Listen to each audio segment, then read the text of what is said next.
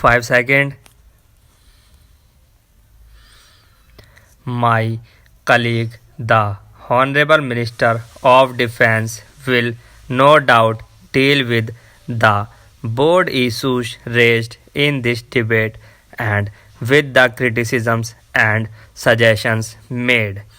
I have intervened to draw the attention of the House to certain broad and basic principles of the lines of defense and more especially the problems that we have to face. I have noticed in the course of the debate today a certain concern and anxiety about recent events amounting almost to an apprehension lest India might be attacked by our neighboring country and we might not be ready for it. The number of recent border incidents and most especially the fact that a great foreign country is giving military aid has led no doubt to this apprehension.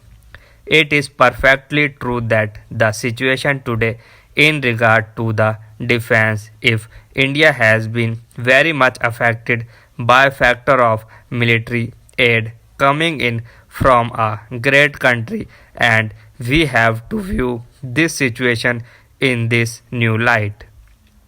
The honorable members who spoke just before me asked us to have the latest equipment and the best training. What exactly does that mean? In nothing, I think, has there been such a great technological improvement as in war equipment. Of course, the latest example of that, the final example, is the nuclear weapon, atomic bomb, or hydrogen bomb. That is the culmination of this process. It means that no country in the world excepting the two great powers is adequately defended because only they have enough of these nuclear weapons. How then does one judge the adequacy of a country's defense?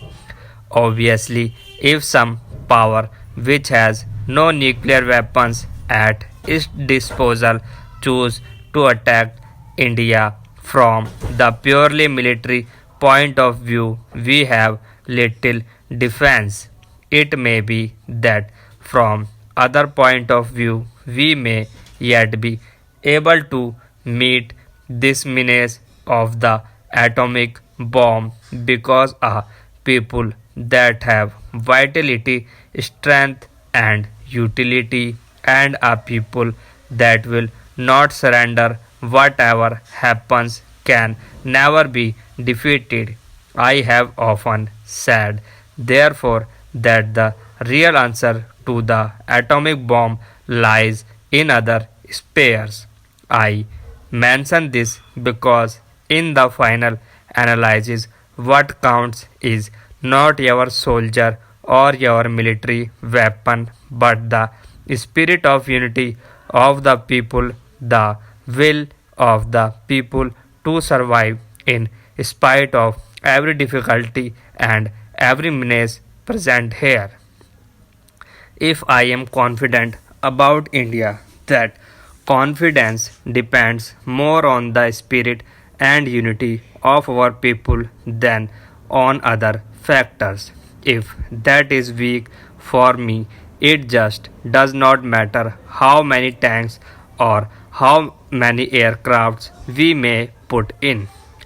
Technology has developed so rapidly that if unfortunately there is a great war in the future, probably every book that has been written in the past about warfare and every weapon that was used during the last war and previously would be out of date.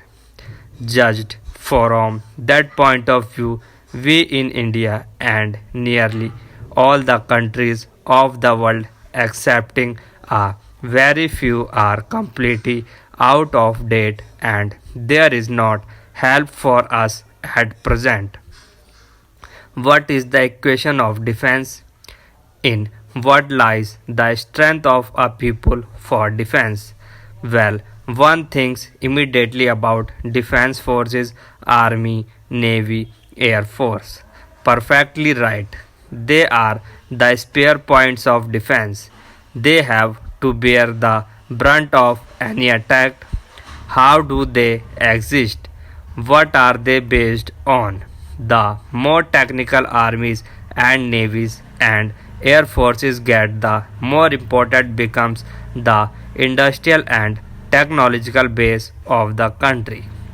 You may import a machine or an aircraft or some other high technical weapon and you may even teach somebody to use it, but that is a very superficial type of defense because you have not got the technological background for it.